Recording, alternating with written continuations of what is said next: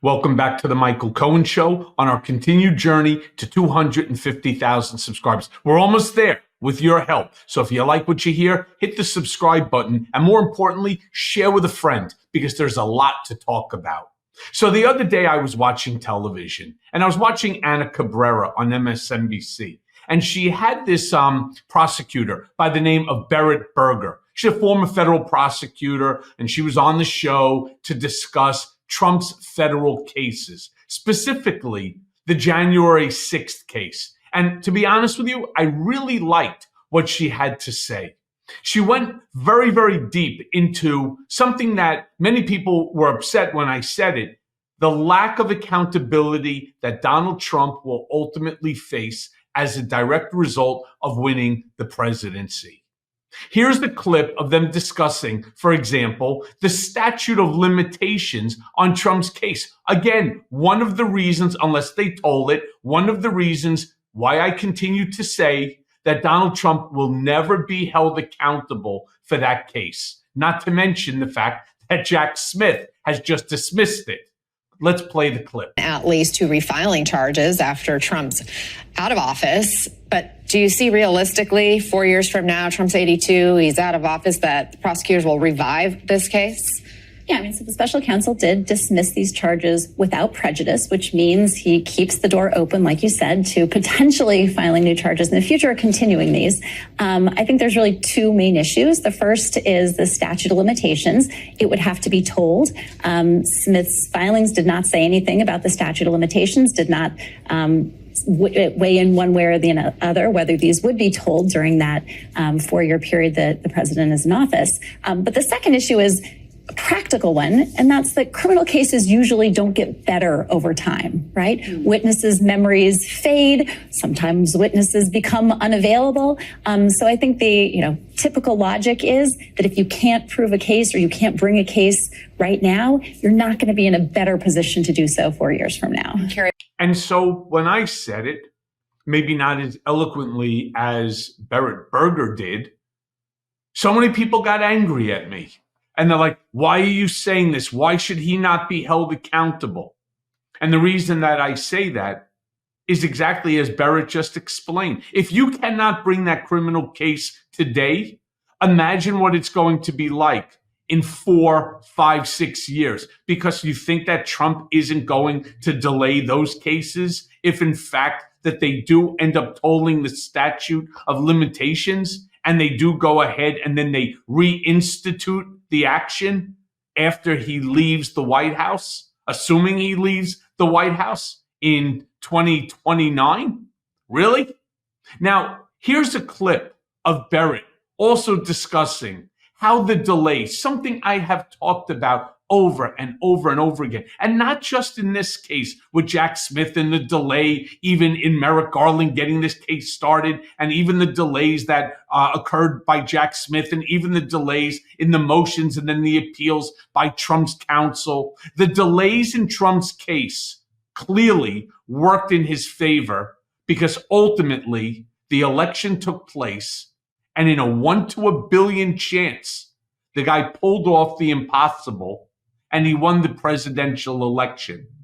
Play the clip. Curious, as a former federal prosecutor, get your opinion. The January 6th insurrection and the Stop the Steal events were about 4 years ago.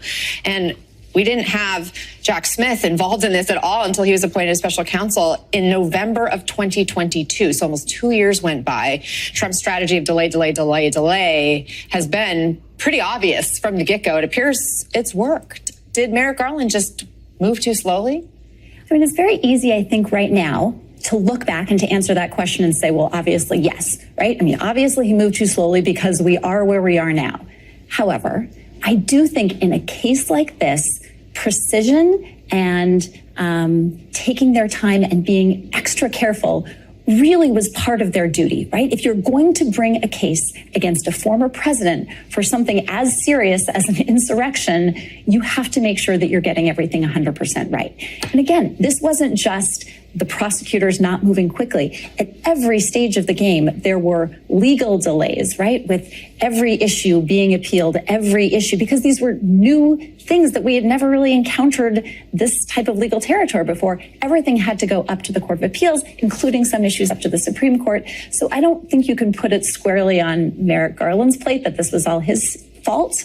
Certainly it was, facts that worked out well for President-elect Trump because the delays really worked in his favor. Yeah. And so let's just go back and think about that timeline. 2022, August is when Merrick Garland appointed Jack Smith. And it wasn't until November, 9 months later, before which they brought the indictment. Barrett and I are not in agreement, or total agreement in terms of those last comments. I do believe that you can look back in time. It's called hindsight. And hindsight being 2020, damn straight he moved too slow.